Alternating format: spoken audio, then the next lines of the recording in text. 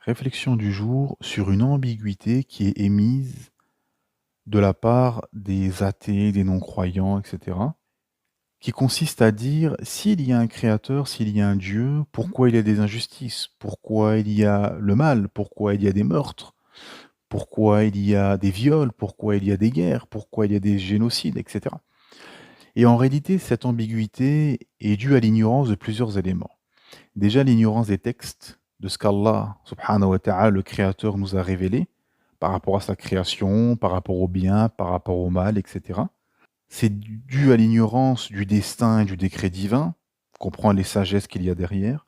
C'est dû à l'ignorance du libre arbitre, parce qu'en effet, l'humain est doté de ce libre arbitre, de pouvoir faire le bien, faire le mal, croire, pas croire, etc.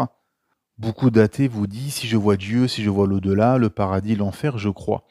Mais à ce moment-là, il n'y a plus d'examen, c'est fini, tout le monde croit. Non, justement, l'examen, il est là. C'est croire, de se soumettre, de croire à son Créateur sans l'avoir vu.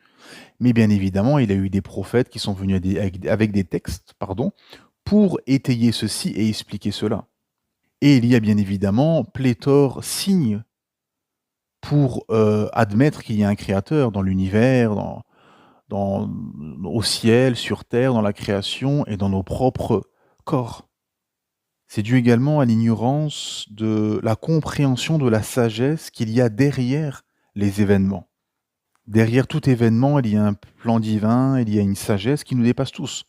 Revenir à la short qu'on avait fait sur l'histoire entre Moïse et El-Khidr, où Moïse voit El-Khidr faire des choses qui paraissent mal et injustes en apparence, mais il y avait des sagesses derrière qui nous dépassaient. Celui qui fait le bien sera récompensé dans ce bas monde et dans l'au-delà, si c'est soumis en amont à son créateur via la dernière législation. Celui qui fait le mal sera puni dans ce bas monde et dans l'au-delà, hors repentir.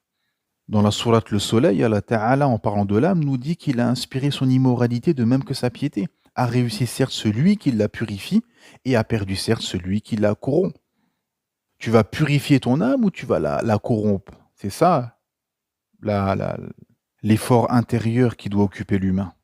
C'est également une pensée limitante de la part de gens qui sont restreints à ce bas monde seulement, car les gens ne perçoivent pas l'au-delà, ne comprennent pas que dans l'au-delà, ce qu'ils occultent, il y a l'éternité et il y a les délices et les récompenses qui attendent les gens pour l'éternité dans l'au-delà. Ceux qui ont été lésés, subis des injustices, etc., eh ben, seront vengés le jour du jugement. Les injustices seront rétablies ce jour-là. Et il y aura les délices ou les châtiments pour l'éternité. Et au final, tout le monde sera jugé le jour du jugement. Que la paix soit sur vous.